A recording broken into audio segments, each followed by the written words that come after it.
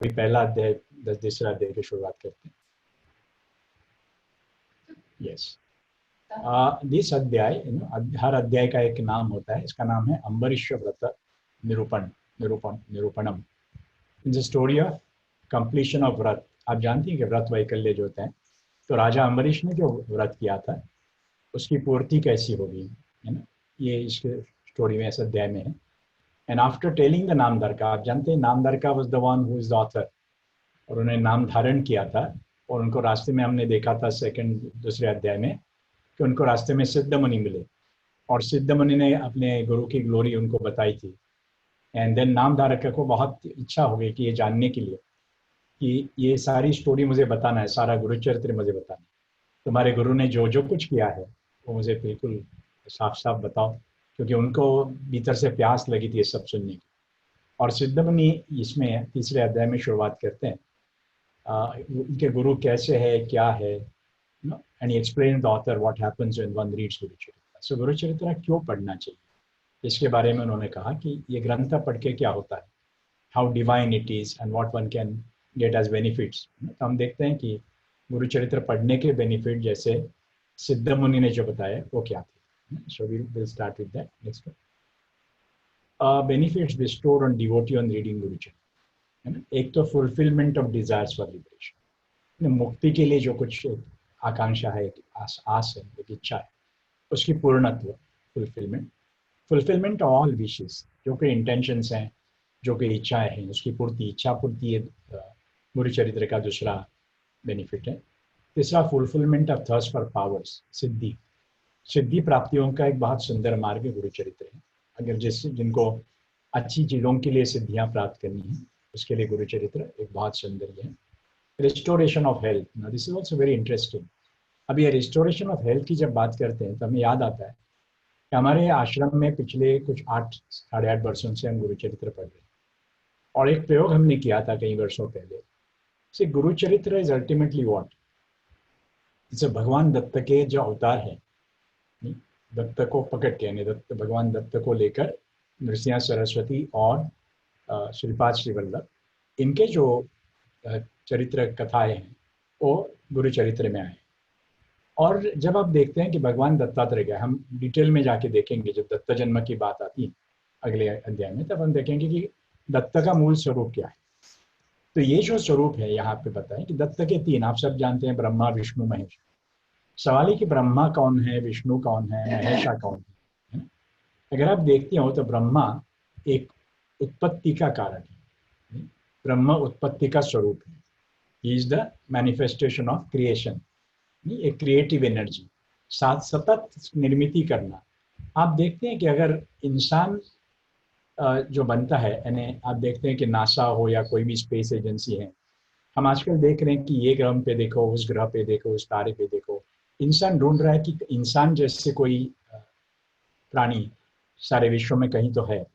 उसके लिए ये साइंटिस्ट की एक पद्धति रहती है, वो जानने के चाहते हैं कि वहाँ कार्बन, हाइड्रोजन और ऑक्सीजन है या नहीं, हाइड्रोकार्बन। अगर हाइड्रोकार्बन है नहीं तो वहाँ इंसान होने के या प्राणी होने की कोई चांस नहीं, because for organic life you need all these 3। और भगवान दत्त ने भगवान परशुराम को अपने अवधूत गीता, अपने त्रिपुरा रहस्य में कहा था कि जब तक सृष्टि है तब तक मैं, जब मैं नहीं हूँगा सृष्टि नहीं हो सकती, मैं सृष्टि का कारण हूँ। अभी सृष्टि का मतलब है जहाँ कार्बन, हाइड्रोजन, ऑक्सीजन का उपलब्धि है। ये कार्बन जो है महेश है, भगवान महेश कार्बन का स्वरूप है। इसलिए आप देखते होंगे कि भगवान महेश ज़्यादातर स्मशान में पाए जाते हैं। नहीं, भगवान रुद्र है, महेश है, शंकर जो उनके नाम है, ये सारे किसके लिए माने जाते हैं कि मृत्यु, मूल स्वरूप में विलीन होना। मूल स्वरूप का मतलब कार्बन, इंसान को जलाने के बाद क्या रहता है, कार्बन के अलावा कुछ नहीं। हाँ, मूलतः कार्बन है, बाकी सारी चीजें धारण की है। इंसान का मूल स्वरूप कार्बन है, जो महेश स्वरूप है। आप जानते हैं कि जैसे मैंने कहा कि ब्रह्म उत्पत्ति का कारण है, प्राण का कारण है। और आप जानते हैं कि oxygen is never available in the O2 form, जो फॉर्म में हम लेते हैं सतत बनाना पड़ता है। Oxygen is created all the time in the form of O2। Okay, ये उत्पत्ति का कारण ब्रह्मा है। और आप ये जानते हैं कि विष्णु जो है एडमिनिस्ट्रेशन, नहीं, हाइड्रोजन है। हाइड्रोजन के जैसे 10 आइसोटोप्स हैं, विष्णु के 10 अवतार हैं। आपो नारायण, नहीं, आपो नारायण का मतलब पानी, आप, ये आपस स्वरूप में जो आए हैं विष्णु।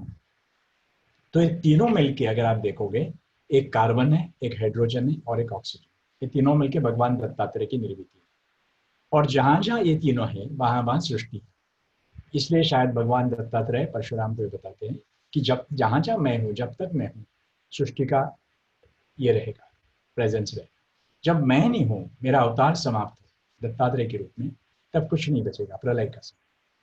तो कहीं पे CHO, आप जानते हैं, आप में से बहुत सारे केमिस्ट हो, कई लोग हेल्थ के रिलेटेड होंगे, तो आप जानते हैं कि इंसान की जो बेसिक एनर्जी है वो शुगर, और शुगर अगर सुक्रोज हो या फ्रक्टोज हो, उसमें दैट्स ऑल कार्बोहाइड्रेट्स। CHNO तो होना ही उसमें चाहिए, नहीं तो शुगर नहीं बने। C11H22O11, C6H12O6, ये सारे जो फॉर्मूले हैं शुगर, सुक्रोज के, फ्रक्टोज के, sugar cane not be produce without having the carbohydrates.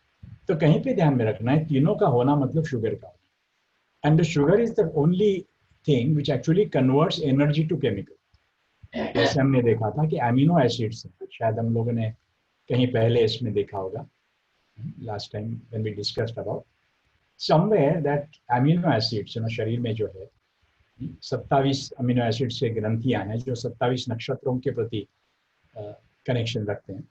तो उसमें जो अमीनो एसिड बनती हैं वो एक काम करती हैं कि ग्लूकोज को हेल्प करती हैं कि convert energy into chemical form. कहीं पे ध्यान में रखना कि CHO is actually representing your sugar. Sugar का कम ज्यादा होना, इसका मतलब डायबिटीज, हाइपो या hyper.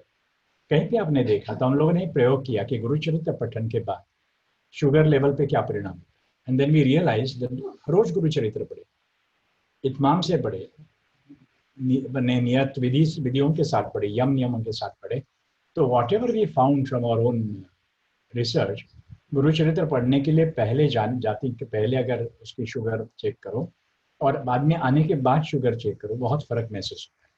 So Gurucharitra could be a wonderful way of managing diabetes. That could be one thing we can say, after some experiences. So restoration of health is a very vital part of the Gurucharitra.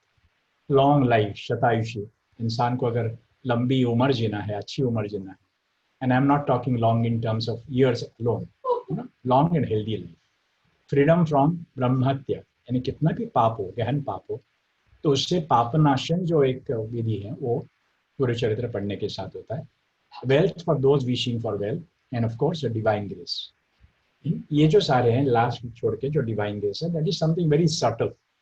Gurucharitra के बहुत subtle experiences बहुत ज्यादा होते हैं, लेकिन वो तरल experiences को, सटल एक्सपीरियंसेस को अनुभव करने के लिए एक तरलता शरीर को आनी बहुत जरूरी है। शरीर तो जड़ है और कोई भी जड़ वस्तु तरलता का अनुभव नहीं कर सकती। So somewhere you need to go beyond your जड़ता।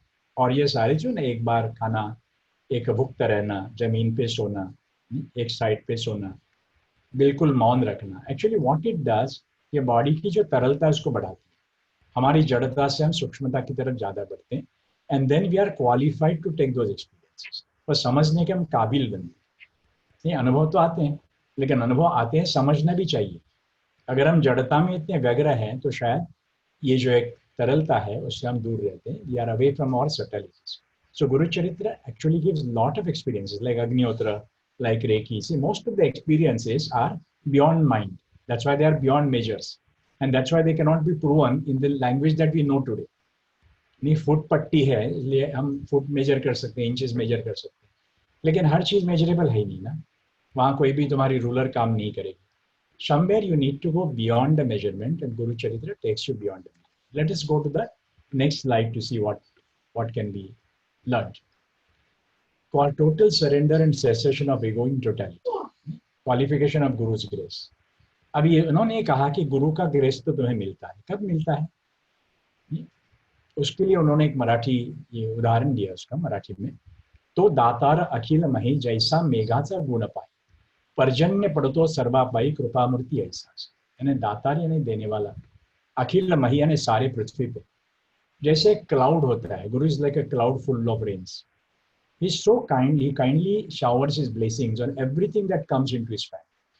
यहाँ आप देखते हो बारिश हो या सूरज हो या चांदनी हो, नहीं, दे डोंट केयर कि तुम अच्छे हो बुरे हो या ऑक्सीजन हो। नहीं, हम वही ऑक्सीजन लेते हैं जो तो कोई गुनाहगार जेल में लेता होगा, कोई टेररिस्ट लेता होगा। ऑक्सीजन में, पानी में, सूर्य प्रकाश में, चांदनी में ऐसे कोई है ही नहीं कि इसको दें उसको दें। एक नेचुरल ग्रेस है उसमें, और गुरु के पास वो नेचुरल ग्रेस होता है, सबके ऊपर बरसता है। Are you getting this point? So somewhere he doesn't, दो दातार अखिल मही, सारे पृथ्वी पे जो अंदर आता है, जो मेघ के नीचे आएगा, वो दूसरा कुछ नहीं देखता, सबके ऊपर कृपा बरसती है ना। लेकिन वो कृपा बरसने के लिए क्या होना चाहिए, अगले इसमें देखते हैं किसको, किसके ऊपर कृपा बरसे। Late us see the next slide. यहाँ मैं पहले मराठी में ये पढ़ता हूँ। त्यातची पाही पात्रानुसार सांगेन साक्षी एकाथोर, सखोल भूमि उदक स्थित उन्नती उदक नाही जाण, दृढ भक्ती जैसी सखोल भूमी दांभिक जाणावी उन्नत तुम्ही, याची कारणे मनोवाक कारणे निश्चयावेच विकस. So what does he say in the 32nd shloka? But receiving that grace also needs a qualification. नहीं, अगर तुम धूप में जाओगे नहीं, धूप नहीं पाओगे। घर में बैठे रहोगे, चारों बाजू से दरवाजे खिड़कियां बंद करके बैठोगे, तो धूप होने के बावजूद तुम उससे थोड़े से बाहर रहते हो, वंचित रहोगे। नहीं, अगर बारिश हो रहा है लेकिन तुम शेल्टर लेके कहीं खड़े हो गए होगे तो बारिश अनुभव नहीं कर पाओगे। Similarly, the rains which fall on raised lands like mountains get washed, while those with a shallow surface retain the water. नहीं, दृढ़ भक्ति जैसी सखोल भूमि। सखोल भूमि का मतलब क्या है कि जैसे शैलो लैंड होती है ना, वैली होती है, एक तालाब होता है, एक सरोवर होता है ना, वो गड्ढा, वो एक गड्ढा होता है ना। जमीन में अगर गड्ढा न हो तो पानी रोकने का कोई तरीका नहीं। माउंटेन्स के ऊपर पानी गिरता है, निकल जाता है। So one needs to be empty and hollow of all the ego to receive the grace. नहीं, उन्होंने कहा दाम्भिक जाना भी उन्नत नहीं। जो माउंटेन है वो दाम्भिक है, वो माउंटेन है, वो पूरी तरह से ऊपर है। नहीं, अपना एक उसको कड़कता है, नहीं एक जड़ता है, तो उसके ऊपर पानी नहीं बरसेगा लेकिन टिकता नहीं। अगर गुरु की ग्रेस अगर तुम्हारे भीतर उतरनी चाहिए तो उसके लिए अपनी ईगो निकालना बहुत चाहिए। नहीं, बार बार आपको अध्यात्म में आता है कि ego is our biggest blockage. So somewhere he is explaining it here. सिद्ध मुनि नामधारक को बता रहा है कि कैसा होना चाहिए। एक साक्षी, एक उदाहरण उन्होंने दिया है, सखोल भूमि उदक स्थित। सखोल होना चाहिए, एम्प्टी होना चाहिए, हॉलो होना चाहिए। तुम भर के आओगे तो कुछ नहीं पाओगे, तुम्हारी झोली खाली करके आना चाहिए। नहीं, मराठी में हम कहता है देता किती घेशील दो कराने। वो इतना देता है लेकिन तुम्हारे हाथों की मर्यादा। वो इतना देता है लेकिन तुम्हारे पास झोली कम है ना। आसमान फाड़ के देता है लेकिन तुम्हें आसमान के नीचे खड़ा तो रहना पड़ेगा। ये जो है वो ग्रेस देता है, लेकिन ग्रेस के लिए भी एक कारण होना चाहिए। यहाँ में एक मुझे याद आ रही है स्टोरी। भृगु ऋषि जो थे, उनके एक शिष्य थे और काफी पहुंचे थे, बहुत सिद्धि प्राप्त की थी। वो लक्ष्मी का बहुत तपस्या करते थे, लक्ष्मी जी को प्रसन्न किया उन्होंने।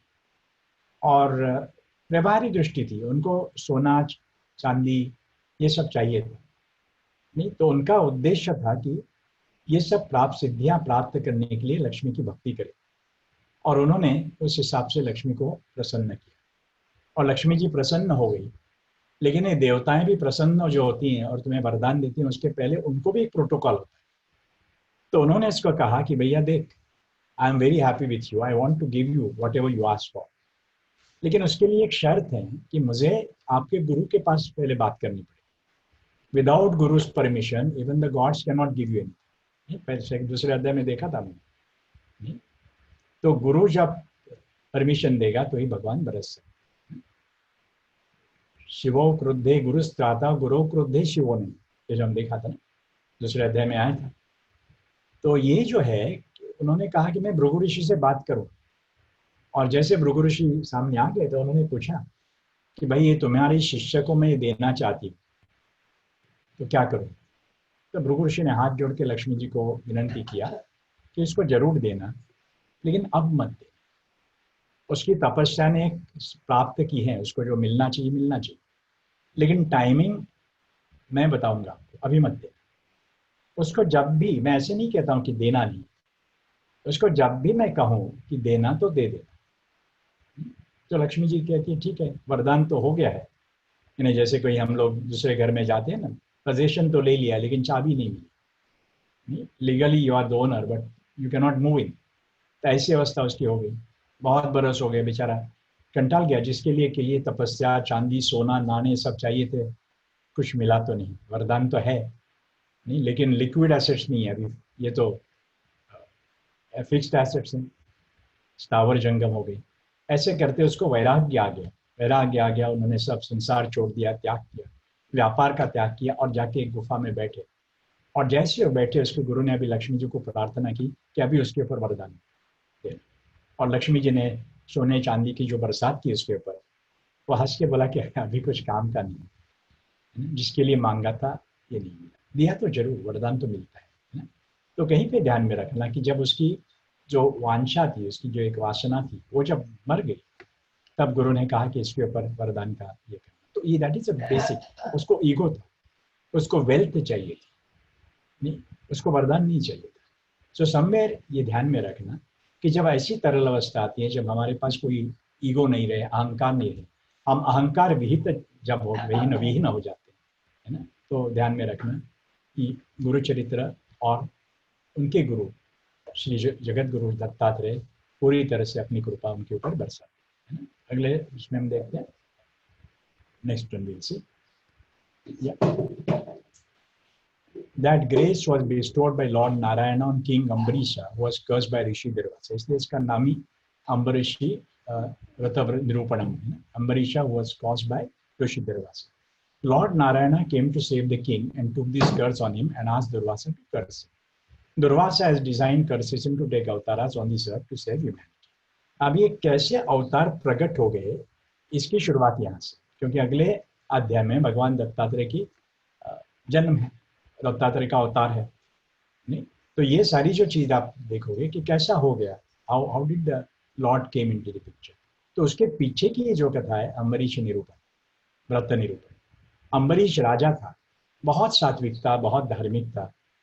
एक दिन उसने व्रत किया था, और व्रत की ऐसी कंडीशंस थी कि जैसे चांद उगता है रात को, उसके पहले उनको उसकी पूर्ति होनी चाहिए, उपवास छोड़ना चाहिए, है ना। तो जैसे शाम आ गई थी, कुछ घटिका बाकी थी, और सडनली दुर्वासा ऋषि वहां पे आ गए। और जैसे दुर्वासा ऋषि वहां पे आ गए तो उनका आदर सत्कार किया, और उन्होंने कहा कि अभी कहीं घटिका बाकी है। तो दुर्वासा ऋषि ने कहा कि मुझे संध्या करनी बाकी, मैं संध्या करके अभी आता हूँ। और जैसे वो संध्या करने गए, बहुत समय लगाया उन्होंने, और जैसे समय लगा रहे थे, यहाँ समय ढल रहा था, अभी एक घटी बाकी थी। अगर वो टल गई तो उसका जो तपस्या की थी, उसकी जो व्रत किया था, व्रत टूट जाएगा। तो उन्होंने क्या किया कि थोड़ा सा पानी, थोड़ा सा जल मुंह में डाला, ताकि उनकी उपवास छूट गई, फास्टिंग छूट गई। खाना तो नहीं खाया, खाना बाकी परोस के भगवान को दिखा के बाजू में रखा था, खाना मुंह में नहीं डाला। लेकिन जैसे ही दुर्वास आए और उन्होंने देखा कि इसके मुंह को पानी लगा, तो उन्होंने कहा, क्योंकि निर्जली उपवास था, पानी भी नहीं पीना था, तो उनको बहुत गुस्सा आया। उन्होंने अम्बरीश को कहा कि तुमने गुनाह कर दिया, तुम मेरे पहले उपवास छोड़ दिया। मैं अतिथि हूँ, मैं दुर्वास हूँ, मैं महर्षि हूँ, और एक महर्षि आता है सामने, उसके पहले तुमने ये उपवास छोड़ के मेरा अपमान कर दिया। ये सुन के अम्बरीश बहुत नर्वस हो गया, बोल मैं खाली पानी का थोड़ा सा ले लिया, क्योंकि नहीं तो ये सारी जो व्रत है, वैकल्य है, वो व्यर्थ हो जाएगी, इसलिए मैंने किया, मैंने कुछ खाना नहीं किया। लेकिन दुर्वास बीइंग दुर्वास, आप जानते हैं दुर्वास तो एक बहुत अजीब ऐसे ऋषि थे, बहुत गुस्से वाले ऋषि। उनको इतना गुस्सा है कि उसने उसे श्राप दे दिया, भाई तुम अगले जन्म में ब्रह्म राक्षस हो। और आप जानते हैं कि ये श्राप वाणी जो होती है बहुत पावरफुल। लेकिन ये जो हो रहा था, तब भगवान विष्णु ऊपर से देख रहे, और ये अम्बरीश भगवान नारायण का, लॉर्ड नारायण का, भगवान विष्णु का बहुत बड़ा भक्त था, परम भक्त था। अपने भक्त के ऊपर ही ऐसी कसौटी की घड़ी आ गई, देखकर भगवान विष्णु तुरंत आ गए, जैसे यहाँ दिखाएं, गरुड़ पे बैठ के, गरुड़ की गति से नीचे उतरे और आके सामने खड़े हो गए दुर्वासा, बोले इसको श्राप मत देना, अगर तुम्हें श्राप देना ही है तो मुझे दे इसको, मैं इसको बचाना चाहता हूँ। अभी दुर्वासा की भी कठिन परीक्षा होगी, क्योंकि उन्होंने कहा थे, भगवान नारायण सामने खड़े हुए, बोलते मैं श्राप लेने को तैयार। शायद ये सारा डिजाइन था, ये शायद दुर्वासा का ही डिजाइन था। तो भगवान दुर्वासा ने, महर्षि दुर्वासा ने कहा कि ठीक है, तुम लेना चाहते हो तो इसका श्राप मैं तुम्हारे ऊपर डाल देता हूँ। इसका श्राप कैंसिल हो गया, जैसे भगवान नारायण ने वो ले लिया। और दुर्वास ने उनको ये किया कि ये पाप जो किया इसने, इसके बदले तुम्हें 10 अवतार लेने पड़ेंगे इस पृथ्वी पे, ताकि मानव कल्याण होने का संभव बहुत ज़्यादा है। नहीं, तुम्हें उतारने के लिए, जमीन पे उतारने के लिए श्राप देना। और ये श्राप हंसते हंसते भगवान विष्णु ने सहन कर दिया। और उस हिसाब से भगवान की जो एंट्री हो, या फिर भगवान का जो एक अवतार है, पृथ्वी पे प्रकट होने की शुरुआत तब से होगी। So this is the whole situation was created by Durvasa and Lord Narayana and Ambarisha so that Bhagwan could come on this wonderful earth on his own creation. तो इसलिए इसको अम्बरीश व्रत निरूपणम अध्याय कहा जाता है ना। Let us go to the next one. से यहाँ पे ये अध्याय समाप्त हो जाती है। और चौथा अध्याय जो सबके लिए परम अवतार, परम पूज्य ऐसा एक अध्याय है, भगवान दत्तात्रेय का जन्म।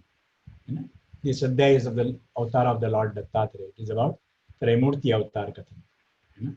मैं जनार्दन भाई और हिना बेन को रिक्वेस्ट करूँ कि वहाँ दिया लगाना, क्योंकि मान लेना कि यदि अवतार की बात करते करते अवतार प्रकट होता है। सो भगवान के सामने एक समय हो, दिया हो, बड़े प्रेम से उनका स्वागत करना, क्योंकि अवतार में प्रकट हो जाते हैं। तो ये अध्याय त्रैमूर्ति अवतार कथन, पहली बार भगवान दत्तात्रेय के अवतार में भगवान ने अवतार कैसे लिया। और इसकी एक स्टोरी वो सारा बताता है। जो सिद्धमुनि है वो नामधारक को स्टोरी बताता है कि कैसे अवतार, कैसे सृष्टि का निर्माण कैसे हुआ, पृथ्वी का निर्माण कैसे। तो आपो Narayan, the God in the form of water. आपो यानी आप यानी पानी, आपो नारायण यानी जल नारायण, भगवान जल के रूप में पहले आए। एट द टाइम ऑफ प्रलय, प्रलय हो गया, सृष्टि की समाप्ति हो गई, अभी दूसरी सृष्टि निर्माण करनी चाहिए ना, इसलिए प्रलय क्रिएट हो गया। और ये प्रलय में एक भगवान नारायण एक छोटे से पत्ते के ऊपर, ये वटवृक्ष का पत्ता था, उसके ऊपर छोटे बच्चे के रूप में आ गए। और उन्होंने एक छोटा सा अंडा बना दिया, क्रिएटेड एन एग, जिसको हिरण्य वर्ण कहते हैं, गोल्डन कलर, सुनहरी कलर का एक छोटा सा अंडा बनाया उन्होंने। And this egg was termed as ब्रह्मांड। ब्रह्मांड शब्द अंड शब्द से। एंड देन क्रिएटेड सत्वगुणी ब्रह्मा, सात्विक गुण का ब्रह्मा का उन्होंने जन्म दिया। आप जानते हैं कि अपने नाभि से उन्होंने ब्रह्मा का उत्पत्ति किया। This is how the mystery of the formation of universe explain. तो ब्रह्मा का उत्पन्न किया। अभी इसका हम आगे देखते हैं, इसका साइंटिफिक मीनिंग क्या है। Who is Brahma, who is Vishnu, who is lord Mahesha, ये थोड़ा जानने की कोशिश करें। क्योंकि जैसे मैंने कहा ना कि हर अध्याय में अध्ययन होना चाहिए। अध्याय में ऊपर शब्दों में जितनी लिखा जाता है ना, वो शब्दों के भीतर के दो शब्दों के भीतर के स्पेस में ज़्यादा लिखा जाता है, और उसको ढूंढना ये साधक का एक कर्तव्य है। So let us go to the next slide and see what exactly happened. Yeah, next one please. The Big Bang theory, जिसको आज साइंस में कहते हैं ना, and you'll be surprised that the Big Bang theory is explained in the third adhyay. It does support the Big Bang theory to some extent.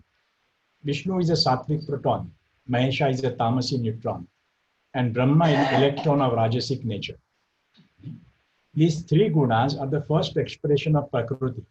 See, Prakriti जब तक तीन में प्रकट नहीं होती, तब तक प्रकृति सृष्टि में परिवर्तित नहीं। प्रकृति को दुनिया का, जिंदगी का खेल करने के लिए जो बेसिक एनर्जी है, उसको त्रिगुणों का और त्रिदोषों को बनाना पड़ता है। Otherwise you can not play, you need multiple manifestations. तो प्रकृति ने तीन स्वरूप ले लिए, सत्वरूपी विष्णु, तमस्वरूपी भगवान शिव महेशा, और Brahma रजोगुणी। These three gunas are the first expression of Prakriti, the basic energy. With Brahma being created, the nucleus Hiranyagarbha expresses itself in duality. एक हिरण्यगर्भ का मतलब न्यूक्लियस, जिसको आज न्यूक्लियस कहते हैं एटॉमिक साइंस में। That is what the Hiranyagarbha is. और ये हिरण्यगर्भ में जो प्रोटॉन है, विष्णु जी, विष्णु भगवान है, उन्होंने ब्रह्मा का स्वरूप प्रकट किया. See, every electron, the first electron was created by the proton. Because basically they are the same, except the energies are different. One is negative, one is positive. ये द्वैत है. This is a duality. The duality was started from there. Then there was an explosion to break open the Brahmanda in two forms: Akasha, space or spirit, and Bhumi, the matter. This can be called today as a nuclear fission. तो आप just imagine एक अंडा, एक हिरण्यगर्भ, nucleus, उसमें एक proton और उसके बाजू में घूमने वाला electron. Have you seen this? जैसे हम मेरे ख्याल से when we are talking about this Brahma and Vishnu, I think in the chakras के बारे में हम जब पूरा हमारा एक सेमिनार 7 दिन का था, there I had explained to you कि ये विष्णु है, ये विष्णु के नाभि से उसने ब्रह्मा को बनाया. नो, एंड जो नाभि के से जो कॉर्ड जाती है उसको रेणुका कहा जाता है. रेणु का मतलब इलेक्ट्रॉन, रेणु, और रेणु का मतलब इलेक्ट्रॉन को प्रोटॉन से जोड़ने वाली, न्यूक्लियस से जोड़ने वाली एक धागा. और ये बड़ा मातृ प्रधान धागा है, इसलिए रेणुका माता. बहुत कंपैशनेट, बहुत प्यारा.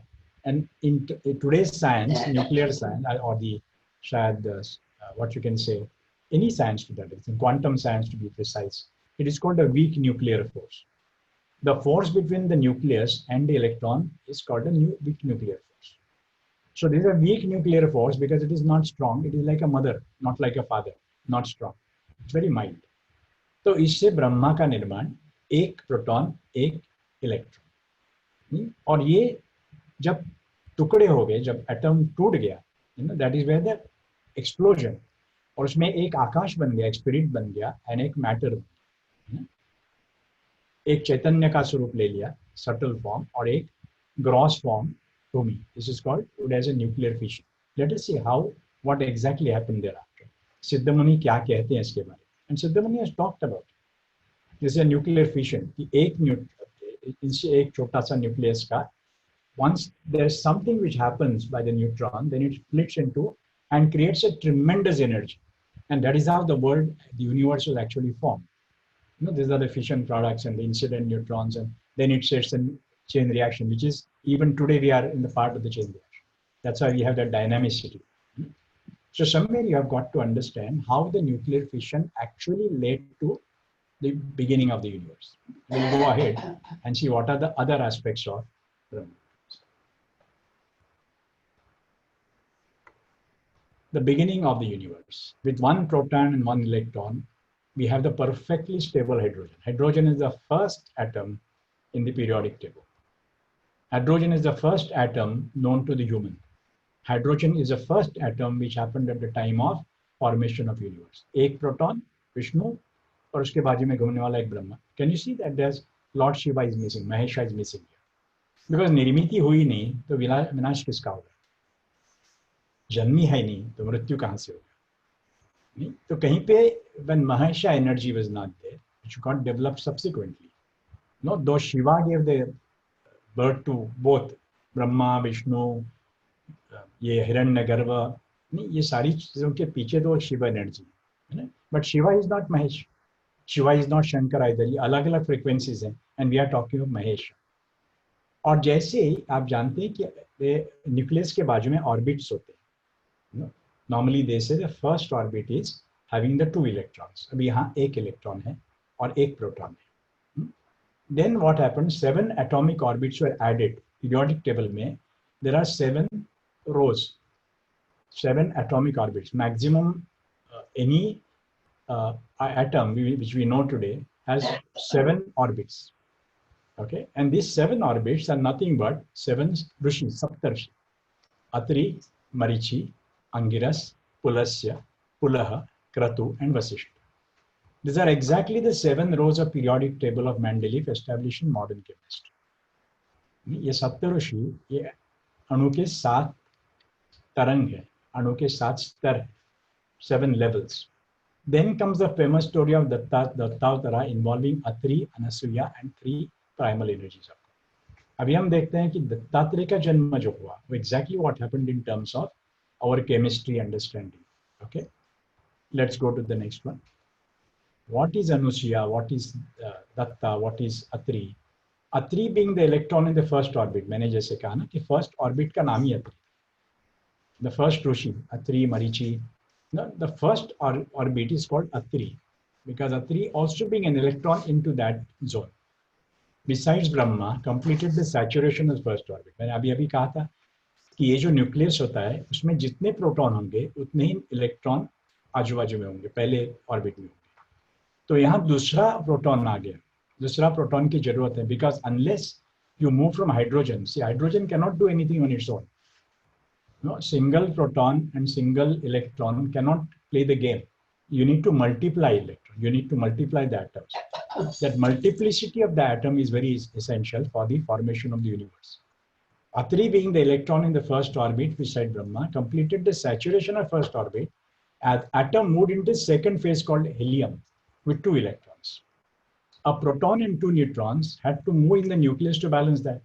क्योंकि जब तक जितने इलेक्ट्रॉन हैं उतने ही प्रोटॉन और न्यूट्रॉन अंदर है। पहले में क्या था, हाइड्रोजन में एक प्रोटॉन, 0 न्यूट्रॉन और 1 electron, that is perfectly balance state. अभी दूसरे एटम का जन्म देना है तो उसको भी बैलेंस करने के लिए उतने ही प्रोटॉन्स और उतने ही न्यूट्रॉन्स अंदर होने चाहिए। देयर वाज 1 प्रोटॉन ऑलरेडी, और 1 प्रोटॉन की जरूरत है और 2 न्यूट्रॉन की जरूरत है to move in the nucleus to balance that. This explain the entry of Mahesha and Anusuya. This is the time the first neutron in the form of Mahesha and the first neutron, the feminine aspect of the neutron, Anasuya, they became neutrons. Are you getting this? With Chandra and Durvasa moving out to create another reaction. This is truly a fusion process. कहीं पे एक fusion process जिसको कहते हैं कि अभी दो इकट्ठे आके, दो हाइड्रोजन एटम्स इकट्ठे आके, in fusion there's coming together, in the fission there is breaking over. When a nucleus breaks into multiple, it's called fission. And when two nucleus come together, 2 atoms come together, it is called fusion. So कहीं पे ध्यान में रखना कि now we have moved to helium. Helium is considered to be the Dattatreya zone. जैसे मैंने जनार्दन भाई को एक बार बताया था कि उन्होंने अपने पोती का नाम दत्तात्रेय रखा था और ये नए जनरेशन ने उसको बदल के हेली किया था, and he was feeling sad about it. I said, don't feel sad, because heli is actually a translation of Dattatreya, helium. तो ये ऑटोमेटिकली हो गया था उनके घर में। तो कहीं पे ध्यान में रखना कि Dattatreya is supposed to be operating within the zone of helium, and you will be surprised that the entire universe, oxygen is absolutely insignificant, oxygen is applicable only to the earth, but what is a major gas all over is 24% of the whole universe is helium. जहाँ देखो वहाँ helium का वावर है, जहाँ देखो वहाँ helium का अस्तित्व है। So somewhere one has to understand कि what Dattatreya means.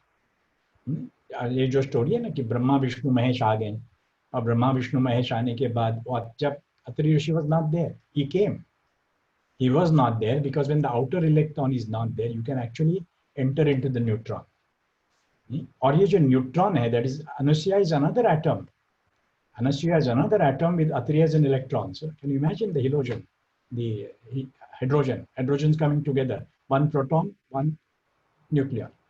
And when this happened, actually, what happened is Atri was not there, and this 3 भगवान आ गए और उन्होंने क्या कहा कि निर्वस्त्र होके हमें भिक्षा देना। It is nothing to do the physical निर्वस्त्र, विच मीन्स तुम्हारे बाहर के जो ऑर्बिट्स हैं उसमें से सारे इलेक्ट्रॉन्स निकाल देना।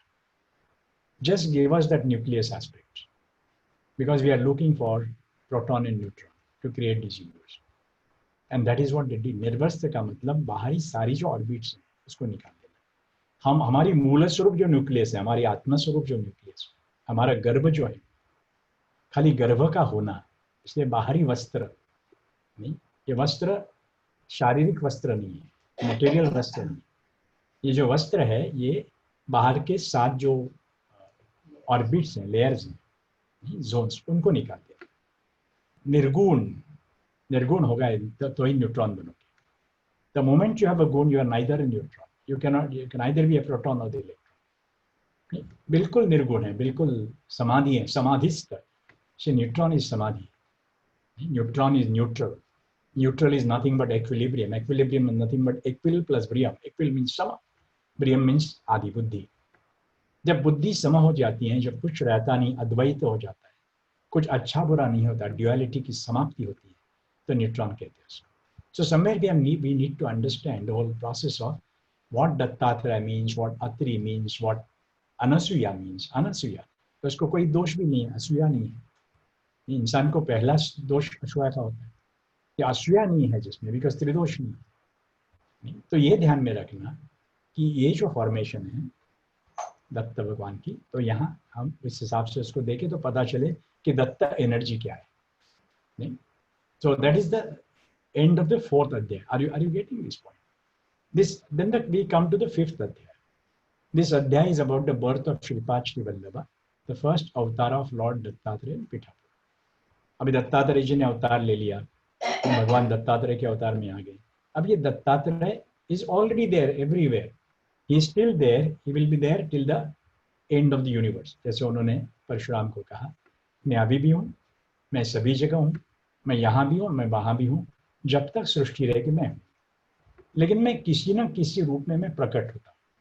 फिर एक बार वही एटम, वही न्यूक्लियस, फिर एक बार अलग अलग व्यक्तियों से अलग अलग रूपों में काम करते हैं, जिसको अवतार कहते हैं, अवतीर्ण होना। भगवान दत्तात्रेय के बारे में एक सुंदर कथा बताई जाती है। When I say that he is everywhere, ऐसी एक भी जगह नहीं जहाँ भगवान दत्तात्रेय नहीं, ऐसा एक भी कण नहीं है, रजो कण भी नहीं कि जगह भगवान Dattatreya. Because wherever there is these three, wherever there is an atom, he is there. Every atom is Lord Dattatreya. एक बार अपने जो गोरक्षनाथ थे, गोरक्षनाथ बैठे थे गिरनार पे, बड़े सिद्ध, बहुत बड़े सिद्ध थे गोरक्षनाथ, और वो दोपहर का टाइम था, उनको भूख लगी, खाना खाने का मन हो गया। तो उनके पास इतनी सारी सिद्धियां थी, तो अपने सिद्धि का इस्तेमाल करके उन्होंने खाना बनाया माया से। और जैसे खाना खाने बैठे, खाने की शुरुआत ही कर रहे थे, तो सामने एक योगी जैसा बहुत तेजस्वी पुरुष आके खड़ा, यति था। तो उन्होंने पूछा क्या कर रहे हो? बोले खाना खा रहा हूँ। दिखता नहीं? बोले देख तो रहा हूँ, लेकिन ऐसा खाना खाते हो? तो गोरक्षनाथ को अजीब लगा, बोले ऐसा क्या मतलब? बोले तो सिद्धि से तैयार किया तूने, ये खाना उचित नहीं है यतियों के लिए। तो उसने कहा तो क्या खाना चाहिए? कुछ नहीं खाना चाहिए, तुम यति हो, तुम इतने बड़े महान सिद्ध हो। तो उसने कहा कि तो तू क्या करता है, तू खाना नहीं खाता? बोले नहीं खाता। तो कैसे जीते हो? तो यति ने कहा कि ये मेरे पास एक कमंडल है ना, उसका दूध है, वो पीता हूँ, वो दूध पीने पे हो जाता है, बाकी कुछ खाने की मुझे जरूरत नहीं पड़ती। तो तू भी इसमें से थोड़ा ले, तुझे भी ये खाने की जरूरत नहीं पड़ेगी। तो गोरक्षनाथ वाज लिटिल ऑफेंडेड, उसका अच्छा नहीं लगा, लेकिन अभी यति ने तो कहा, तो उन्होंने आधा उसमें से ले लिया, पीने के बाद उनकी पूरी भूख समाप्त हो गई, तृषा समाप्त हो गई। तो उन्होंने पूछा ये कैसे चमत्कार है, मैं नहीं मानता कि कोई खाने के बिना जी सकता है। बोलता मैं तो जीता हूँ। जैसे उन्होंने कहा, तो कहा कि मैं आज तक मानता हूँ कि मैं तो सबसे बड़ा सिद्ध हूँ दुनिया का। What are you telling me about it? You look to be better than me. How come it happened? मेरे से तो कोई बेहतर है नहीं, मैं तो सबसे ज्यादा सिद्धियां प्राप्त करके बैठा हूँ, तो तू कैसे ये कर सकता हो? मुझे तेरी परीक्षा करनी पड़ेगी। बोलते ठीक है, परीक्षा के लिए मैं तैयार हूँ। तो उन्होंने कहा, मच्छिंद्रनाथ गोरक्षनाथ ने उनको कहा कि मैं देखो, हम छूट जाएंगे, आप मुझे ढूंढ लेकर। तो ये जो यति थे बोले, हंस के बोले ठीक है, तो छुप जाना, जहाँ छुपना है छुप। और जैसे ही छुप गए, तो विद इन कुछ सेकंड्स में, क्षण मात्र में उनको पकड़ ले गया। तो ये अजीब रहे, वो बोले तो अजीब बात है, लेकिन ये पहली बार शायद फ्लूक से हो गया होगा, दूसरी बार छुपे, दूसरी बार पकड़े गए, तीसरी बार पकड़े गए। अब बोले ये तो अजीब है, मैं तो ऐसी सूक्ष्म अवस्था में जाता था, लेकिन तुम पकड़ पाते थे मुझे। तो उन्होंने कहा कि अभी तू छुप, मैं तुम्हें पकड़ता हूँ, देखता हूँ तेरे से कम टाइम में मैं तुझे पकड़ूंगा, क्योंकि मैं तेरे से बड़ा सिद्ध। और जैसे ये जो यति छुप गया, कितने दिन बीते, कितने बरस बीते, पानी पाए। बाद में वो शरण गए उनको, और जैसे शरण गए उन्होंने साष्टांग नमस्कार किया, बोले मैं हार गया, आज मेरे से भी कोई बेहतर यति मिला मुझे। तो उन्होंने सामने देखा, तो भगवान दत्तात्रेय अपने 3 शीर और 6 हाथों के साथ खड़े थे, और हंस के बोले कि मैं तो यति था। तो ये इतना अहंकार तुम्हें शोभा नहीं देता है गोरक्षनाथ? तो ये गोरक्ष गीता में पूरी स्टोरी है उनकी। और जैसे उन्होंने बताया, तो इन्होंने क्षमा मांगी, बोले मुझे एक बात बताना भगवान, तुम कहाँ छुपे थे? तो दत्तात्रेय भगवान हंस के बोले, छुपने के लिए मैं तो हर कण में मैं हूँ, हवा के कण में हूँ, पानी के बूंद में हूँ, नहीं पत्ती के फूलों में हूँ, फूलों के पंखुड़े में हूँ, ऐसी एक भी जगह नहीं जब मैं चराचर में हूँ। ये देख के, ये सुन के शायद आपको रेकी का वर्णन याद आता रहेगा। मुझे तो बिल्कुल रेकी दिखाई देती है। ऐसी एक भी जगह नहीं जहाँ मैं नहीं हूँ, ऐसी एक भी जगह नहीं जहाँ एटम नहीं, अणु नहीं। सारी सृष्टि अणु रेणु से भरी हुई है, वो अणु में। जब भगवान कहते हैं वो अणु में हूँ, कण कण में हूँ, चराचर में हूँ, ये दत्तात्रेय का जन्म है ना। तो ये बात दत्तात्रेय के जन्म की। अभी उन्होंने पहला जो जन्म लिया श्रीपाद श्री वल्लभ, बहुत अच्छी स्टोरी कि कैसा जन्म हुआ। पीठापुर नाम के गांव में, आप तो बहुत सारे लोग जानते होंगे, बहुत सारे लोग पीठापुर जाके भी आए।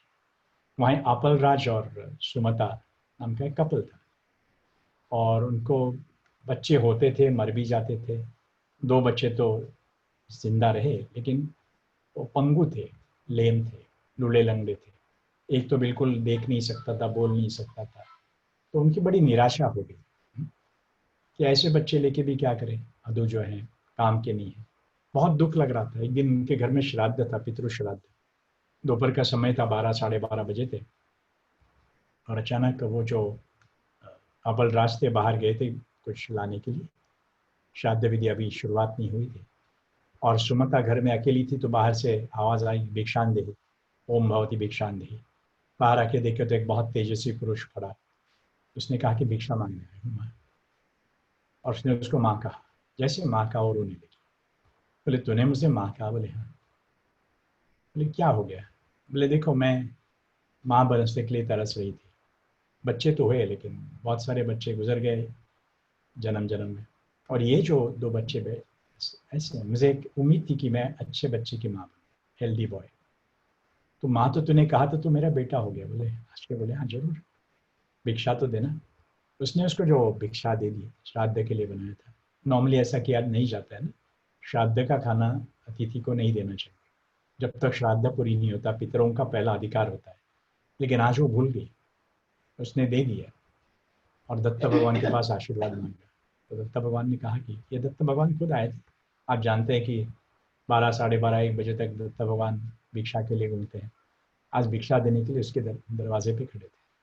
और जैसे उन्होंने कहा कि ठीक है, मैंने तुम्हें माँ वैसे भी कहा, तो एक आशीर्वाद देता हूँ कि तुम्हें मेरे ही जैसा बच्चा होगा। उसने कहा कि बिल्कुल तेरे जैसा, उतना ही प्रसन्नता होनी चाहिए, उतना ही तेज होना चाहिए, उतनी सात्विकता होनी चाहिए। और भगवान दत्तात्रेय ने आशीर्वाद दिया। And that is how Shripad takes a birth. Shripad Shri Vallabh का जन्म होता है ये आशीर्वाद के साथ। तो ये ध्यान में रखना कि भगवान दत्तात्रेय दोपहर के टाइम आते हैं। कभी कभी हम हमेशा ये सवाल करते हैं कि जिसके पास कामधेनु है उसको भिक्षे की झोली क्यों होनी चाहिए।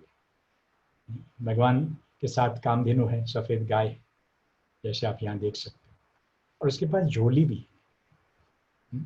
और ये झोली लेके क्यों घूमते हैं जिसके पास काव है? क्योंकि वो ऐसे नहीं घूमते कि उसके पास अपूर्णता है इसलिए नहीं मांगना।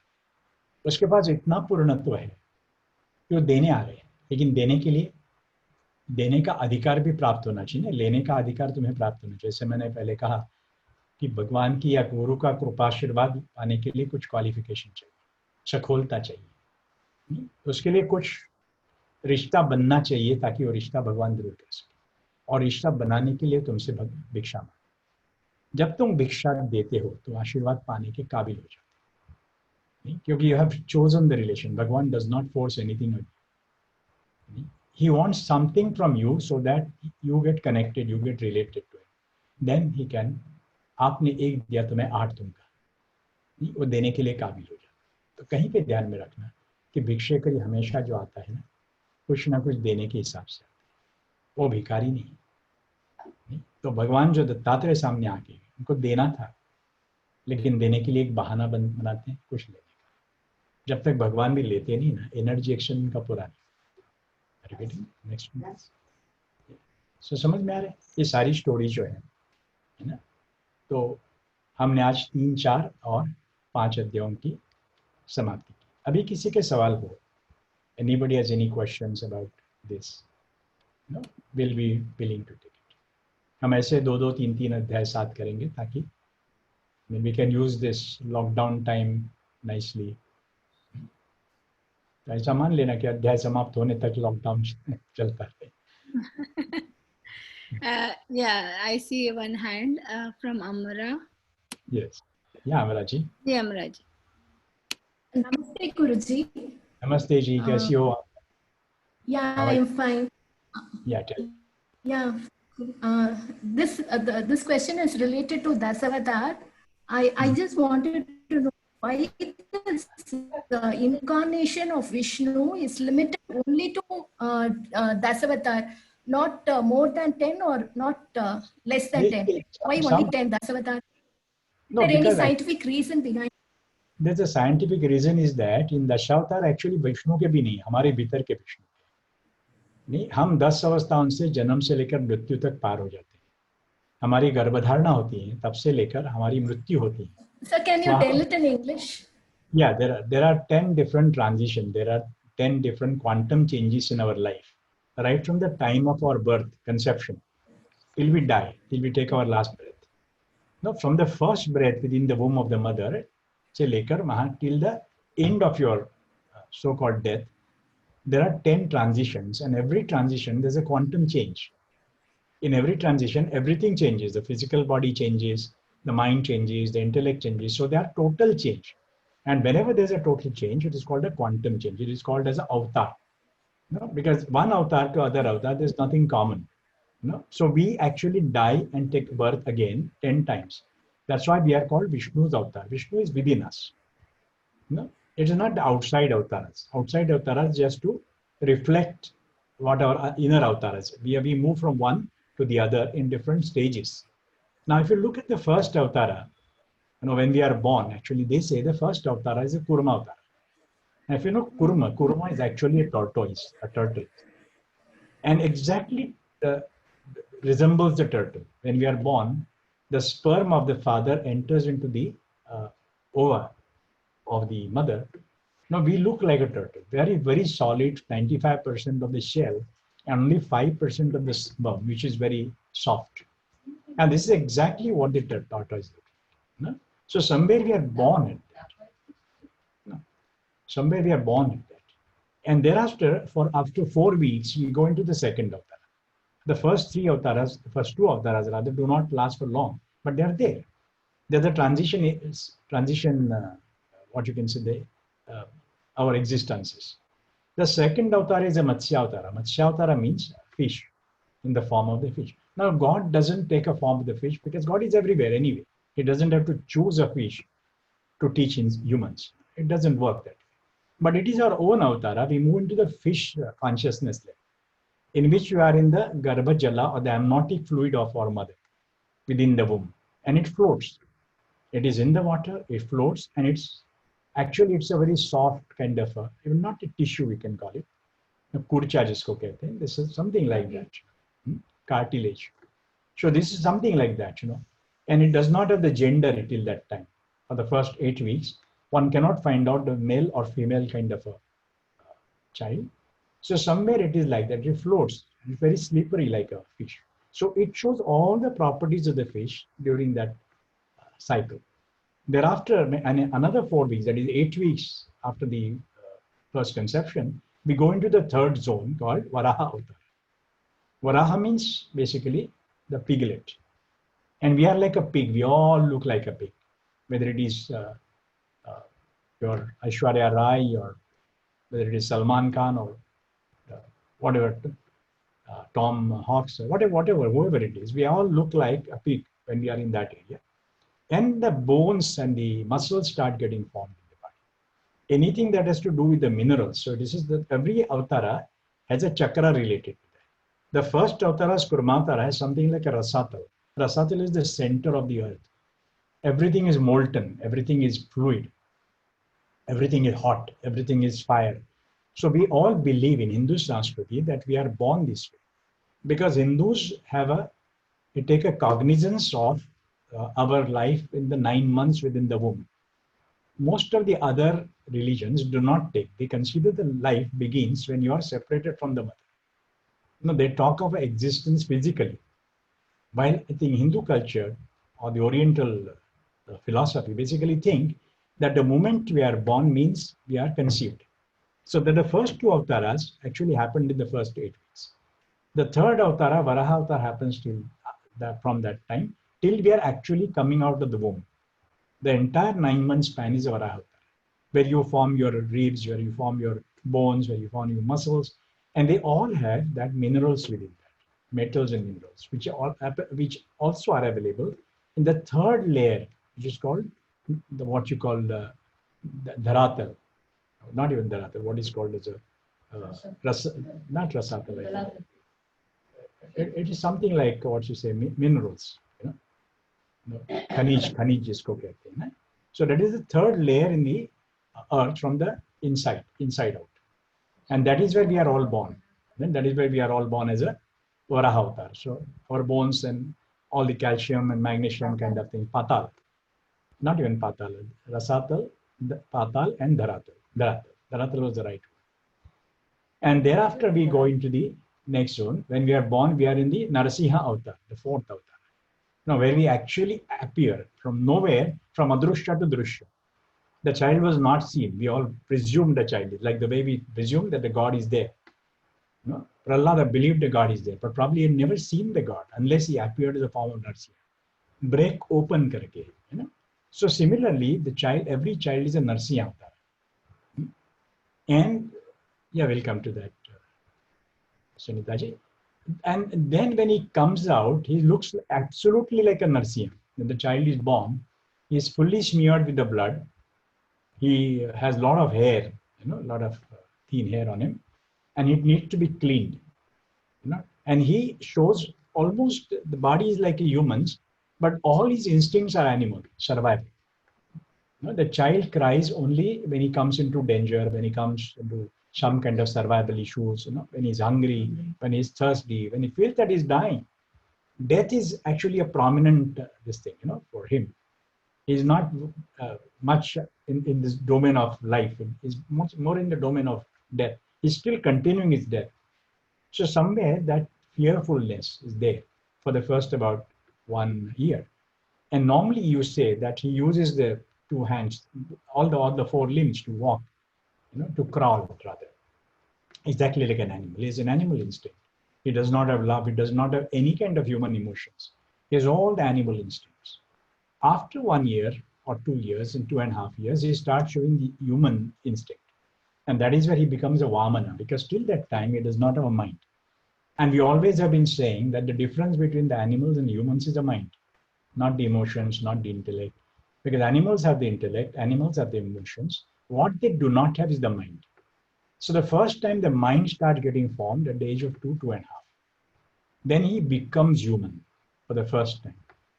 And then he enters into the 5th Vamana. Vamana means beyond mind.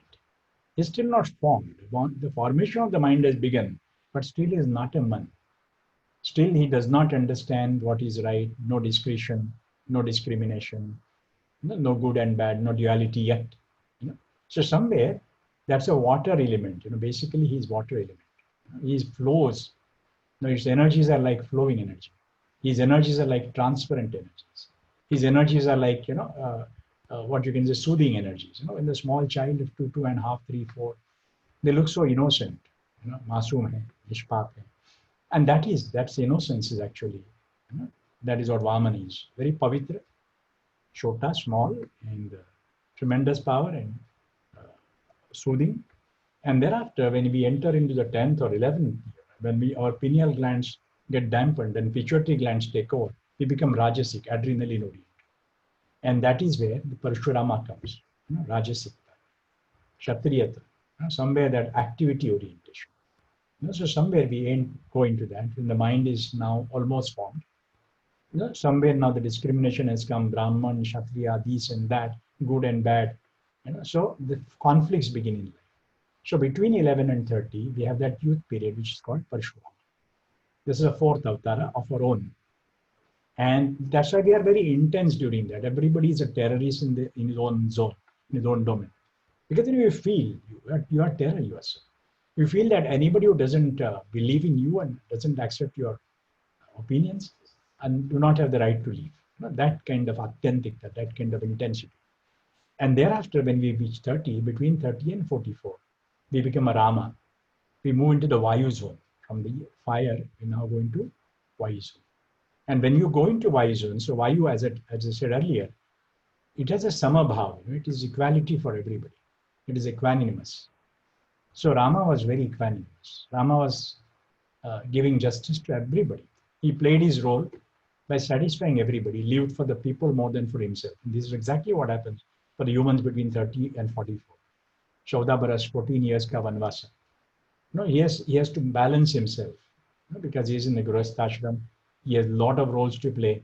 He has to do justice to every role. That means, sometimes contradictory roles, the mother versus the wife. So every time, that's why they say, this is Rama. Rama did a lot of justice. Rama was full of feelings, bhava, not even emotions, feelings. And thereafter, when we reach 45, 44 onwards, we go into the Krishna avatar. We become mind consciousness. Now the heart consciousness goes. Now Krishna was purely logical. Krishna was, he never gave up the principles, but he broke all the rules. Rama never broke the rules. Rama never broke the principles. Rama always respected the principles and the rules. That's why he went to, if Krishna was there, probably Krishna would not have gone to Vanvasa. No, he would have been within that. He would have some or other seen that Dasharatha was satisfied, and still he would have been ruling the Ayodhya. But Rama did not. Because Rama was following both. Krishna believed in principles, but he could manage, change his approach. That's the beauty of Krishna. That's why Krishna is with the Dhvani, the throat chakra. Rama is the heart chakra. Heart chakra, you are beyond logic. Love is beyond logic. Love is blind. So somewhere it doesn't see logically. Krishna was pure logic. And when he was pure logic, we normally advise, because 45 to 60 is the time we advise people. We are in a very senior position, counseling position, because you already experienced a lot of life. Now you are beyond emotions, so everything is very balanced. And balanced person can give advice. If you are imbalanced yourself, you cannot advise anybody. So somewhere it is a state of the mind consciousness. That's why Krishna advised. He taught the Bhagavad Gita, sang Bhagavad Gita. He played flute. Rama did not play any music. Rama did not advise anybody. Though probably thousands of people would have waited for him to advise, but he did not. And thereafter, when we are 60 plus, yesterday we had this senior citizens class. Then we go into Buddha Jayanti today, Buddha Purnima. We go into that. Then suddenly we realize that everything was not worth living. No vairagya. Somewhere you start getting in the zone of dispassion. Kyun kiya? Why did I get married? Why did I get education? Why did I earn money? Why did I have that? Because I'm not going to take anything from that. Now, somewhere I have collected good and bad experiences, but nothing is left behind. So somewhere Buddha always looked behind. And as we change, we all go through this. We become Parshuram in life. We have Parshuram energy, we have Parshuram responsibility, we have Ram energy, Ram responsibility. So we move from one zone to the other. And every character is different, as if they are separate, avatars. The common thread is the soul, Atma, that is moving from one to the other. He's the common one. So he sees, I was Parshurama, today I'm Rama, tomorrow I'm Krishna, and thereafter I'm going to be Buddha, and thereafter I'm going to be Kalki. Kalki means tomorrow's. Kal means tomorrow, which I'm not going to see, which I'm not going to hear. When you are beyond sense, you are Kalki. Tomorrow is always beyond your sense. You cannot hear tomorrow, you cannot see tomorrow, you cannot touch tomorrow, you cannot taste tomorrow, you cannot even smell tomorrow. So somewhere going beyond the senses is the Kalki avatar. So these are actually the 10 avatars that our inner Vishnu, our molecules and our atoms and our cells, they transit, and they experience different lives in those 10 different transition periods. And finally we pass out. So right from the birth, when we enter as a Kurma avatara, a small sperm, till we go back and we just merge with our own self. So these are the 10 avatars. They say that Vishnu had taken more than 10 avatars in different form. If you talk avatara, every avatara, every Maharshi, every Rishi, every sage is a Vishnu by himself. No, in fact, every human, so I would say today 750 crore Vishnus are there.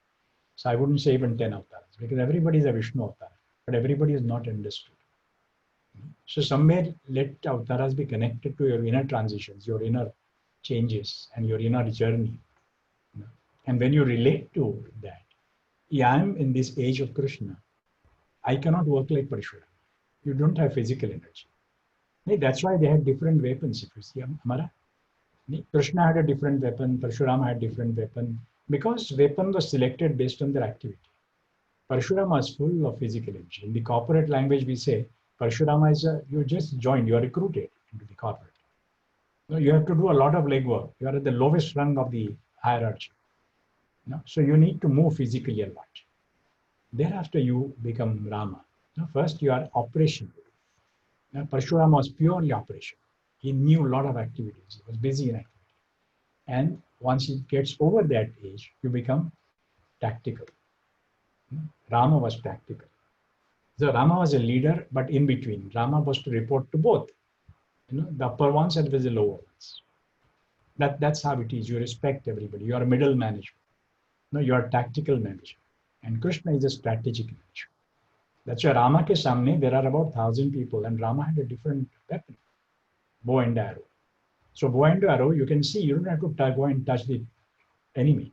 Parashurama had to go, contact fights, pursue. A single pursue and a single enemy at a time, one at a time. You cannot have multiple fights. The conflicts are always one-to-one. Rama was capable of taking hundreds of enemies in front, but he kept a distance. He had to see the enemies, to shoot the arrows. And Krishna was beyond that. He doesn't have to see them. He never has to. He has that beautiful remote missile. Just put the names, and it goes and kills and comes back.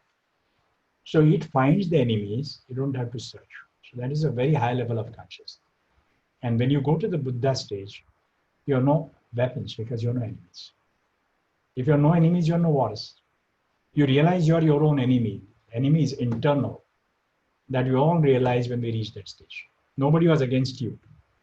Nobody wanted to kill you. Nobody wanted to bother you. You were bothering yourself, and you have to fight with yourself. And that fight comes within you. You are Buddha. When you stop blaming the world, you're Buddha. Are you getting this point? So somewhere, I think these are the stages that we all pass as a Vishnu. Vishnu and Vishanu, these two things are there. Vishanu is a virus. When the Vishnu doesn't work within, the Vishanus take over. We are that duality within us. Vishnu is our cell. Every cell is a Vishnu. It is circular. It is exactly like an atom. It is full of atomic particles. And if it is not Vishnu, it's a Vishanu. So somewhere today, I think we are in the zone of Vishanu. Most of the people are dying and falling sick because they could probably never activate the Vishnu within. And the spirituality keeps your Vishnu alive from the all trends and transitions. That goodness in life, that goodness in character, that strength, inner strength. That is something which Vishnu is. So you're using all your emotions, your mind, your intellect, throughout the life appropriately. That appropriateness is what the life balance is all about. So are you getting me, Amara? So this is what it should be. So people may say there are 750 crores of Vishnus, but they're outer Vishnus. But when we talk of inner Vishnu, it goes through 10 transitions because every atom is multiplying, every cell is multiplying, every neuron is multiplying. There's the generations and regenerations, and the generation do not happen, regeneration when we start getting regenerate. That is how we all die. So somewhere, I think keeping that. So thank you very much. Yes. No, in certain texts, Guruji, in certain texts, it is given Buddha is not an incarnation, but Balarama is an avatar. I don't really make because I don't know really because neither you were there nor I was there. And who decided? I'm just trying to understand as related to human. Okay. I think somebody will say some Mahatma Gandhi was also an avatara. See, I mean that's a respect for the personality. So somebody will say Mahavira will be an avatara. Somebody will say Jesus was an avatara. They're all avatars, fine. But when it comes to human transitions, unless we relate to our life, we get nothing out of it. We have to learn. When you understand your 10 Vishnu avatars within you, I think there's a lot to do. Then you know where you are making a mistake. If you are Krishna avatar and you are trying to do a Parashurama's work, you're bound to be stressed. And if you are Parashurama at the age of 32, you are trying to work like a Krishna leadership, you're bound to be a failure. Most of the failures are because we are doing wrong things at the wrong time. So that timing in life, based on your consciousness available and the demand that activity has to match. And as long as your supply, as long as your revenue is above your expense, revenue is above your expense, I think you're always successful. Somewhere we should always be plus. We are not deficit. The moment you go into deficit, you are in a huge trap. So somewhere avtaras teach us, look at your energy and decide your activity. Most of the time we are looking at the activity and decide to do this. That is vasana. That is how it is. So somewhere I think we need to appreciate it. As Cassius Clay, the Muhammad Ali said beautifully. He says, the mind says yes, but the body says no. That is the time to retire. That was his statement. Because mind wants to be in more fight, so the body cannot fight. Listen to the body. Mind will keep on running after desires. But body is your ability. The mind is your desire. If your desires are within the control of your ability, lesser than the ability, you will never serve. Most of the time, our desires are beyond our ability. A lot of children have ambitions, but ambitions are not backed up by the ability within. The ambitions will take you to disaster. So somewhere we learn that from our avatars. And that is the 10 avatars actually tell us. So just find out where we are, look at the properties, and decide your flow of life. Thank you so much. Thank you, Kamala. Thanks for asking me. Yes, so thank you very much for this. Yeah. Anybody else would like to have any question?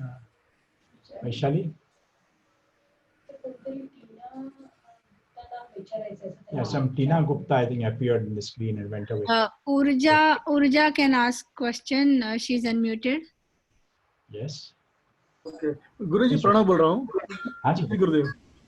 जय गुरु. गुरुजी आपने वो जो समझाया था कि विष्णु जो है वो प्रोटॉन है और वो एग्जिस्टेंस है ऑलरेडी, अजन्मा है, और उन्हीं की नाभि से इलेक्ट्रॉन यानी ब्रह्मा जी हुए. हाँ जी. दूसरी स्लाइड आई, इसमें आपने जो दूसरा ऑर्बिट ऐड किया, दूसरा इलेक्ट्रॉन ऐड किया अत्रि ऋषि के नाम के, तो वो कहाँ से आया? उन्होंने तो ब्रह्मा जी को किया, लेकिन दूसरा ब्रह्मा ने सप्तर्षि को जन्म दिया ना. हाँ, Brahma created Saptarishi with the sons of Brahma, Sanaka Sanakadik वगैरह वगैरह, उनके साथ साथ ये सप्त ऋषि जो हो गए, they are orbits, and Atri was the first orbit. Atri was the first electron in that orbit. So there was no Brahma Atri. Anusuiya nucleus में कैसे आ गए? अनुसुईया जो है neutron. Anusuya had to go and balance Atri. That's why they were in perfect harmony. Are you getting this? उनको किसने create किया? जैसे अत्रि ऋषि. See, every atom, there were a lot of hydrogen atoms. So there was Atri and Anusuya was another hydrogen atom. Okay. Are you getting this point? So but these atoms can connect to each other only out when the outer orbit is not there. Outer orbit, Atri was gone. And that is the time these three gods, the neutron, electron, proton came together and joined with the free electron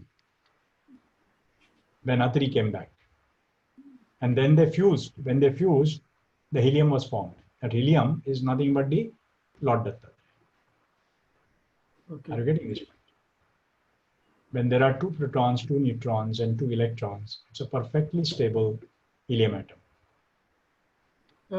गुरुजी एक बात को relate कर सकते हैं? आपने बहुत पहले एक बात समझाया था कि कोई भी जो चीज है उसका एग्जिस्टेंस है, उसका नेगेटिव भी इतना ही होता ही है, वरना उसको बैलेंस करने के लिए. अदरवाइज बैलेंस नहीं होगा.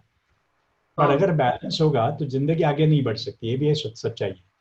क्योंकि जब तक वो इलेक्ट्रॉन एक ऑर्बिट में कोई माइनस नहीं, for example oxygen has 6 electrons. It does not have the 8 electrons in the second orbit. That's why it is always active. That's why it's looking for hydrogen atom. When two hydrogen atoms come together with oxygen, it becomes a water. Then it's a stable compound. So somewhere just Che hai, that means he's looking for 2 more electrons to combine with it. And those 2 electrons are provided by 2 hydrogen atoms. That is how the water is formed. Are you getting this point? So somewhere, if there is a balance, for example, ozone could be balanced, it cannot react. Most of the inert gases like neon cannot react. That's why they are inert. That's why they cannot create new atoms. They are created, but they cannot create. Are you getting this point? Because they're so balanced. No, imbalance होगा तो creation मतलब निकाल सकते हैं ऐसा मतलब निकाल सकता है कि जो बेसिक एलिमेंट जो था, यानी कि वो जो बेसिक न्यूक्लियस का जो प्रोटॉन था वो विष्णु थे, तो मल्टीपल विष्णुज जो है। So proton is the first formation. Proton से निर्मिति का स्थान आ गया. Proton is a single unit. So that is Vishnu. It is already there. Now hydrogen is a predominantly oxygen का, इसलिए उसको आपो नारायण कहते हैं. He has a two in H2 का oxygen पानी बना, H2O बना. Here also there are two of hydrogen matching with one of oxygen. So he is always a pradhanya. He was a prioritized. No, he is always a dominant atom in the water. तो वो जो एको हम बहुश्यामी जो था, हाँ, एको हम बहुश्यामी, बिल्कुल. लेकिन तो उसी का संयोजन से ये होता है. That is why I think last time if you were there in our chakra का इसमें, तो मैंने बताया था ना, एको हम बहुश्यामी was a statement of Brahma, because he thought he's all alone. Now I'm multiplying, and Vishnu said, no, you are not alone. I have created you, and that is where he had to go into tapasya, and he had a long dialogue with Vishnu before the formation, because every electron is actually an offshoot of proton. If the first proton does not produce an electron, electron does not exist. That's why electron cannot leave the orbit. It has to move around the proton. That is the major issue. Proton is the dominant partner in the proton-electron relationship. That's why they say it is a proton which created. Even the modern quantum theory, when they talk about how the universe began, they say it is a proton which created. That's what exactly the mythology is saying. It is a Vishnu who created this Srishti. But even Vishnu was created by some energy, Adi Maya. That is what Lord Shiva is. Okay. So that is how it is. Can electron create another electron? Electron actually cannot create another. Some other electron, free electron has to come in contact. Then that electron can attract. Actually the whole universe is actually looking for a balance, at the same time looking for creativity. And that balance is maintained by Lord Shiva. He kills somebody, so there's imbalance, so that the Vishnu can produce another electron, and the life goes on. That is how it is. If Shiva is not there, then probably the life will end because of this simple reason. So there has to be a balance all the time, but at the same time, there has to be an imbalance for the future. So a balance, imbalance, a wave, like a crest and a trough. Are you getting this? So it's a continuous ongoing activity. Does it make sense? Yes, Aditya? Aditya, yeah, he can ask his question. He's unmuted. Aditya? Yes, Aditya. Aditya, आप unmute हो, or you can ask your question. I see your hand raised.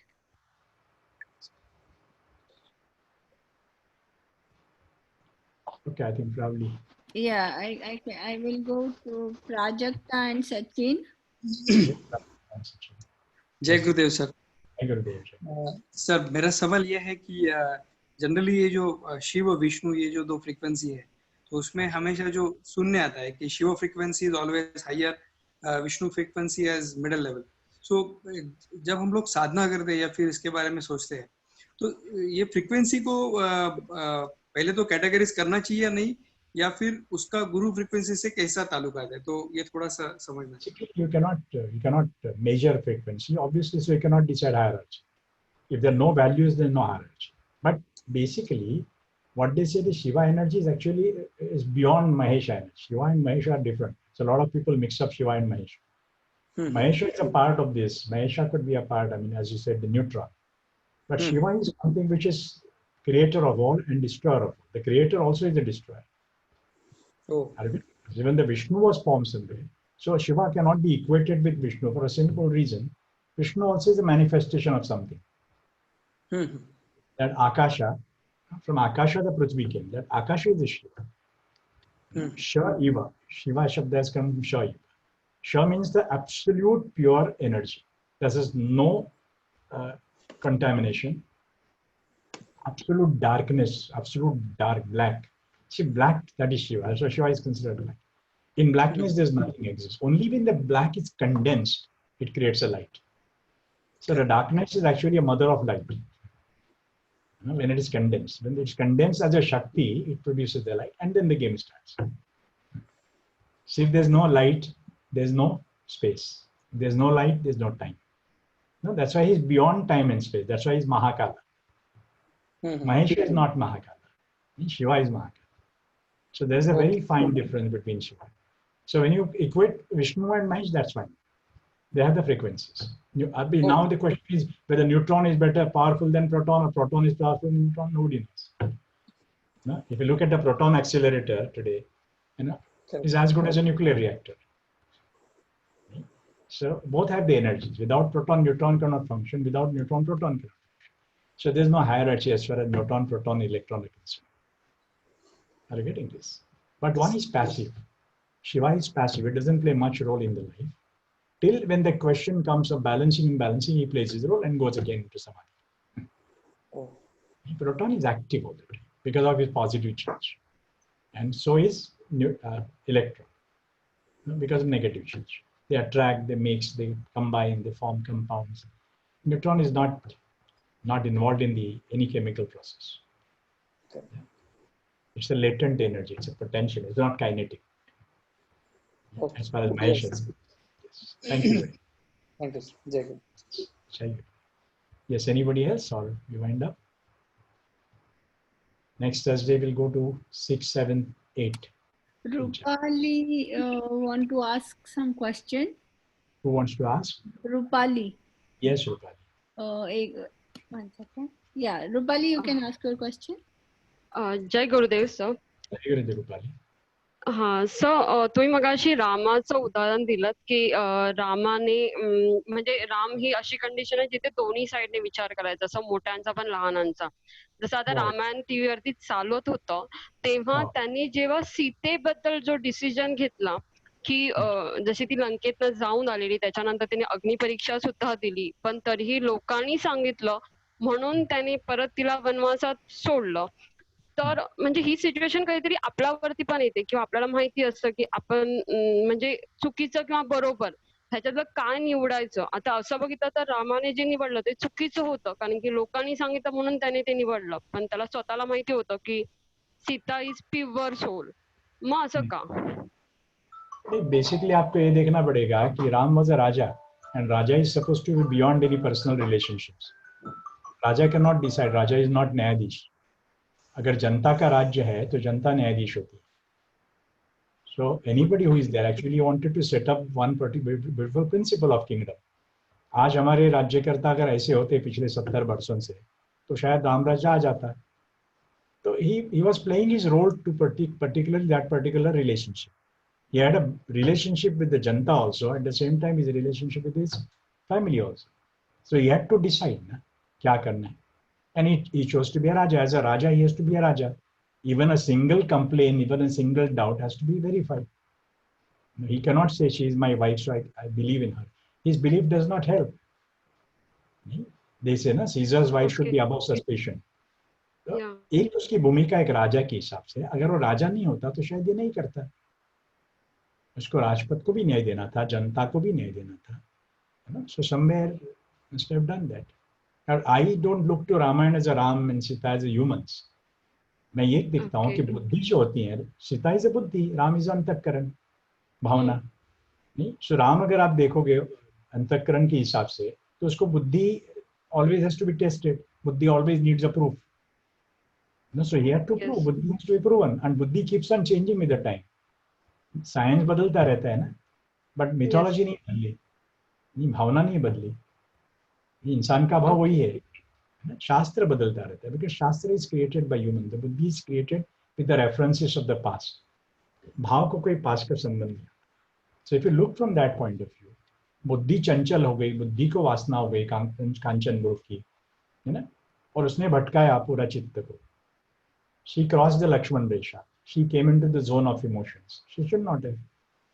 So somewhere if you look to them, कि हमारे properties के हिसाब से देखोगे ना, तो हम इंसान के हिसाब से उनको देखते हैं, इसलिए हम इंसान के रूल उनको ऊपर थोप देते हैं. हम उसको एक हस्बैंड के हिसाब से देखते हैं. Husband should never leave the wife. तो इसलिए गलत लगता है. But don't treat him as husband. Look him as a particular property of भाव. तो ये ध्यान में. Are you getting this point? Otherwise वो राज्य नहीं कर पाते ना, गलत संदेशा छोड़ देते. That's what I think राज्य करते had done before ना. कि अपने ही लोग हैं तो उनको न्याय देना चाहिए, नहीं ना, not at the cost of people. राजा होने के बावजूद उसने लोकशाही के नियम अवलंबित किए। That is the beauty of Ram. Okay sir, thank you sir. And उस उम्र में होता है ना, I think when you look into your own उम्र of 30 and 44, people have multiple relationships. He's a boss in the office, you know? He's not necessarily a boss at home, but he's playing different rules, different games, you know? Different equations with different people. So उसके लिए एक नियम नहीं लागू। That is how it is. Okay sir, thank you sir. Thank you very much. Yes, please. So Aishali, it's almost about 6:50. Yes, Guruji. I don't see any more questions. So thank you very much for all of you. Buddha Purnima की फिर एक बार शुभेच्छाएं। आप सबके जिंदगी में पूर्णिमा हो, बुद्ध जैसे पूर्णिमा हो। So thank you very much and God bless you. Jai Gurudev. जय गुरुदेव गुरुजी। Shubharatri for Indian sadhaks and Shubhadin for American sadhaks. Jai Gurudev. Jai See you Gurudev. next Thursday. Thank you.